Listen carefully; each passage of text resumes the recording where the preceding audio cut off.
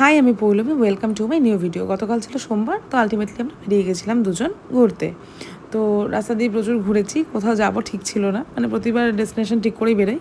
তো হঠাৎ করেই প্রায় সোদপুর অবধি চলে গেছি, তো ভাবলাম যে যাই সেই ভাইরাল হ্যাং আউট ক্যাফেতে। চলেও এসেছি।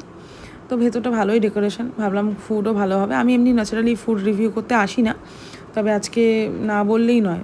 প্রথমে বলি টয়লেটটাই নোংরা ছিল, এমনি ডেকোরেশনটা বাইরে ভালো।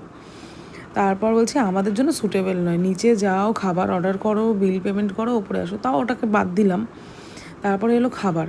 3টে জিনিস অর্ডার করেছিলাম। চিকেন উইংস, মানে এটা হচ্ছে কি কোরিয়ান চিকেন উইংস, আর তার সাথে একটা লেগ ফ্রাই, আর তার সাথে নাগেটসগুলো ওদের নিজেদের বানানো নয়, কেনার নাগেটস ভেজে দিয়ে দিয়েছে। আর এদিকে লেগ ফ্রাইটা ভেতর থেকে পুরো কুকড নয়, আর উইংসটাও ভালো খেতে নয়, মানে জাস্ট ওয়েস্ট অফ মানি। তাই কোনো কিছুর ওপর, ভাইরাল জিনিসের ওপর বিশ্বাস করে কখনো খেতে যাওয়াটা উচিত নয়।